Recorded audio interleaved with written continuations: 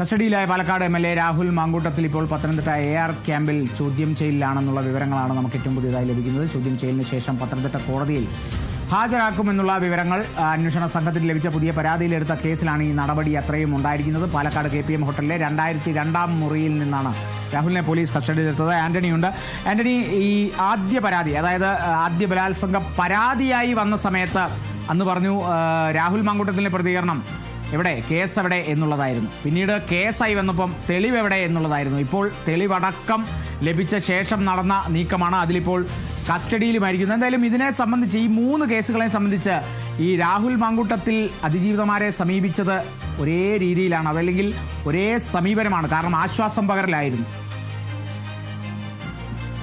തീർച്ചയായും രാഹുൽ മാങ്കൂട്ടത്തിനെതിരെ ആദ്യം ഒരു പരാതിയായി വരുന്നത് നമ്മൾക്കറിയാവുന്നതുപോലെ തന്നെ ആ ഒരു സിനിമ താരമായ ആളാണ്, കൊച്ചി സ്വദേശിയായ യുവതിയാണ്. ഇങ്ങനെ മോശമായി പെരുമാറി എന്നുള്ള നിലയിലാണ് ആദ്യം രാഹുൽ മാങ്കൂട്ടത്തിനെതിരെ പരസ്യമായ ഒരു പരാതി പുറത്തേക്ക് വരുന്നത്. അതിനുശേഷമാണ് രാഹുൽ മാങ്കൂട്ടത്തിനെതിരായ ആ ഒരു, അതായത് ആദ്യത്തെ ബലാത്സംഗ കേസിൽ ഇങ്ങനെ ഉണ്ട്, അതായത് ഒരു യുവതിയെ നിർബന്ധിത ഗർഭഛിദ്രത്തിന് വിധേയാക്കി വിവാഹ വാഗ്ദാനം നൽകി പീഡിപ്പിച്ചു. അത് ഒന്നിലേറെ തവണ പീഡിപ്പിച്ചു. അങ്ങനെ ആ ഒരു പരാതി ആദ്യമായി, അത് പരാതിയായ ആദ്യം വരുന്നില്ല, അതൊരു ആരോപണമായി വരുന്നു. അന്നൊക്കെ രാഹുൽ മാങ്കൂട്ടത്തിൽ ചോദിച്ചിരുന്നത് തനിക്കെതിരെ എവിടെ, പരാതി എവിടെ എന്നുള്ളതാണ്.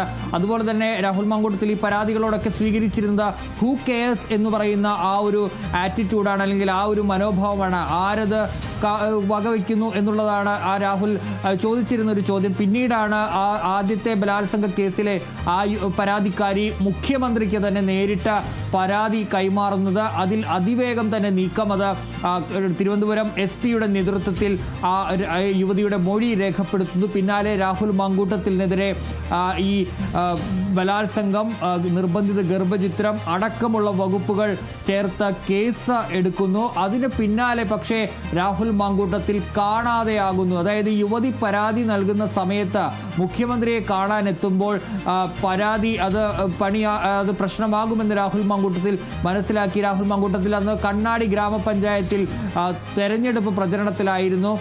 ആ ഒരു ഘട്ടത്തിൽ രാഹുൽ മാങ്കൂട്ടത്തിൽ പെട്ടെന്ന് ഒളിവിൽ പോവുകയാണ് ചെയ്തത്.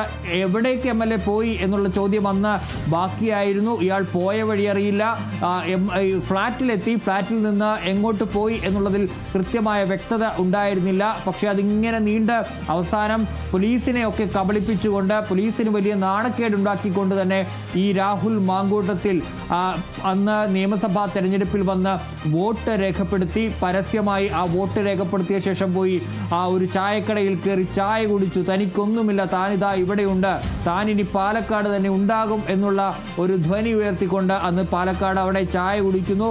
അടുത്ത വീടുകൾ, ഓഫീസിന് മുന്നിലുള്ള വീടുകളിൽ കയറി ആളുകളോട് സംസാരിക്കുന്നു, ഓഫീസിൽ പോകുന്നു. പിന്നീട് അവിടെ പൊതു ചടങ്ങുകളിലടക്കം രാഹുൽ മാങ്കൂട്ടത്തിൽ പങ്കെടുക്കുന്നത് നമ്മൾ കണ്ടു. അതിന് പിന്നാലെ ഈ ആദ്യത്തെ പരാതിക്ക് പിന്നാലെ തന്നെ രാഹുൽ മാങ്കൂട്ടത്തിനെതിരെ രണ്ടാമതൊരു പരാതി ലഭിച്ചിരുന്നു. അത് 22 വയസ്സുള്ളൊരു പെൺകുട്ടിയാണ്. അതും ഇതുപോലെ തന്നെ വിവാഹ വാഗ്ദാനം നൽകി പീഡിപ്പിച്ചു എന്നുള്ളതാണ്. ഇങ്ങനെ ചില കാര്യങ്ങളൊക്കെ സംസാരിക്കാനുണ്ടെന്ന് പറഞ്ഞ് ഒരു ഹോട്ടലിലേക്ക് വിളിച്ചു വരുത്തിയത്. ഹോട്ടലല്ല, റിസോർട്ടാണെന്നാണ് ആ പെൺകുട്ടി പറയുന്നത്. പക്ഷേ അവിടെ ആരും ഉണ്ടായിരുന്നില്ല. രാഹുൽ മാങ്കൂട്ടത്തിൻ്റെ സുഹൃത്ത് ഫെനി നയനാനും അന്ന് രാഹുൽ മാങ്കൂട്ടത്തിനൊപ്പം ഉണ്ടായിരുന്നു. അങ്ങനെ അവിടെ വെച്ച് ആ പെൺകുട്ടിയെ നിർബന്ധിതമായി ബലാത്സംഗത്തിന് ഇരയാക്കിയപ്പോൾ ആ പെൺകുട്ടിക്ക് പാനിക് അറ്റാക്ക് അടക്കമുണ്ടായ, മാനസികമായ പെൺകുട്ടി തളർന്നപ്പോഴും അതൊന്നും വകവെക്കാതെ ആ പെൺകുട്ടിയെയും ക്രൂരമായി പീഡിപ്പിച്ചു എന്ന് ആ പെൺകുട്ടി പരാതിയിൽ പറഞ്ഞിരുന്നു. പക്ഷേ അതിൽ കേസെടുത്തതിന് പിന്നാലെ രാഹുൽ മാങ്കൂട്ടത്തിൽ സെഷൻസ് കോടതിയിൽ മുൻകൂർ ജാമ്യാപേക്ഷ നൽകി. അത് അവിടെ നിന്ന് അനുവദിക്കുകയും ചെയ്തു. ആദ്യത്തെ കേസിലെ മുൻകൂർ ജാമ്യാപേക്ഷയിൽ കോടതി ഇപ്പോഴും ഒരു തീർപ്പ് കൽപ്പിച്ചിട്ടില്ല. നിലവിൽ അതിൽ വാദം നടക്കുകയാണ്. 21-നാണ് അതിന് പരിഗണിക്കുക. അതുവരെ ആകെയുള്ള രാഹുൽ മാങ്കൂട്ടത്തിൻ്റെ ഒരു ആശ്വാസം എന്ന് പറയുന്നത് ആ കേസിൽ അറസ്റ്റ് തടഞ്ഞിരുന്നു എന്നുള്ളതാണ്. ഏതായാലും അന്ന് ഉണ്ടായ നാണക്കേടുകൾ, അതുപോലെ തന്നെ അന്നുണ്ടായ തരത്തിലുള്ള വീഴ്ചകൾ, അല്ലെങ്കിൽ അന്നുണ്ടായത് ഈ ആദ്യ 2 കേസുകളിൽ ഉണ്ടായ തരത്തിലുള്ള ഒരു അബദ്ധം ഇക്കാര്യത്തിൽ ഉണ്ടാകരുത് എന്നുള്ളത് കൃത്യമായി തന്നെ അന്വേഷണ സംഘത്തിന് ഉണ്ടായിരുന്നു. അതുകൊണ്ട് ഈ പരാതിയെക്കുറിച്ച്, അതായത് ഈ 3ാമത്തെ പരാതിയെക്കുറിച്ച് ഒരാൾ പോലും അറിഞ്ഞില്ല. അതീവ രഹസ്യമായ അന്വേഷണ സംഘം നീക്കം നടത്തുകയാണ് ചെയ്തത്. അങ്ങനെ ആ പെൺകുട്ടിയുടെ മൊഴി, ഈ യുവതിയുടെ മൊഴി രേഖപ്പെടുത്തിയ യുവതി വിദേശത്താണ് ഉള്ളത്. അവരെ വീഡിയോ കോൺഫറൻസിങ്ങിലൂടെ ആ യുവതിയുടെ മൊഴി അന്വേഷണ സംഘം രേഖപ്പെടുത്തി. അതിൽ രഹസ്യമൊഴി രേഖപ്പെടുത്തുന്നതിലേക്ക് പോകുന്നതിന് മുൻപ് തന്നെ അറസ്റ്റ് എന്ന നിലയിലേക്ക് പോയി. കഴിഞ്ഞ ഒരാഴ്ചയായി രാഹുൽ മാങ്കൂട്ടത്തിൽ പ്രത്യേക അന്വേഷണ സംഘത്തിന്റെ നിരീക്ഷണത്തിലാണ്. രാഹുൽ മാങ്കൂട്ടത്തിൽ ഈ കഴിഞ്ഞ ദിവസങ്ങളിലൊക്കെ പാലക്കാട് ഉണ്ടാകുമ്പോൾ പാലക്കാട് പോലീസും ഈ രാഹുൽ മാങ്കൂട്ടത്തിനൊപ്പം ഉണ്ടായിരുന്നു. അയാൾ താമസിക്കുന്ന മുറിയുടെ അടുത്ത് തന്നെ ഈ പോലീസ് സംഘവും താമസിച്ചിരുന്നു. പക്ഷേ ഒരു സൂചന പോലും രാഹുൽ മാങ്കൂട്ടത്തിന് ഈ ഘട്ടത്തിലൊന്നും ലഭിച്ചിരുന്നില്ല എന്നുള്ളതാണ് പ്രധാനപ്പെട്ട ഒരു കാര്യം. അത്രയ്ക്കും രഹസ്യമായി, അത്രയ്ക്കും വളരെ കോൺഫിഡൻഷ്യൽ ആയിട്ടുള്ള ഒരു നീക്കമാണ് അന്വേഷണ സംഘം നടത്തിയത്. അങ്ങനെ ഇന്നലെ രാത്രി 12:15 കൃത്യമായി തന്നെ അന്വേഷണ സംഘം ആ മുറിയിലേക്ക് പ്രവേശിച്ചപ്പോൾ ഇങ്ങനെ വാറന്റ് ഉണ്ട്, ഇങ്ങനെ ഒരു പീഡന പരാതിയുണ്ട്, അതിൽ തനിക്കെതിരെ അറസ്റ്റ് വാറന്റ് ഉണ്ട് എന്ന് രാഹുൽ മാങ്കൂട്ടത്തിനോട് അന്വേഷണ സംഘം പറഞ്ഞപ്പോൾ തനിക്ക് ആ പരാതിയെക്കുറിച്ച് അറിയില്ല, തനിക്ക് തൻ്റെ അഭിഭാഷകനോട് സംസാരിക്കണം, തൻ്റെ PA അടുത്ത ഹോട്ടലിൽ താമസിക്കുന്നുണ്ട്, അയാളോട് സംസാരിക്കണമെന്ന് ആവശ്യപ്പെട്ടു. പക്ഷേ അന്വേഷണ സംഘം പറഞ്ഞു അതൊക്കെ ഞങ്ങൾ പറഞ്ഞോളാം എന്നാണ് പറഞ്ഞത്. അതിനുശേഷം രാഹുൽ വഴങ്ങാൻ തയ്യാറായില്ല. പിന്നീട് രാഹുൽ വഴങ്ങി. അങ്ങനെ 15 മിനിറ്റുകൾക്കുള്ളിൽ തന്നെ രാഹുൽ മാങ്കൂട്ടവുമായി അന്വേഷണ സംഘം ആ ഹോട്ടലിൽ നിന്ന്, KPM ഹോട്ടലിൽ നിന്ന് ഇറങ്ങി.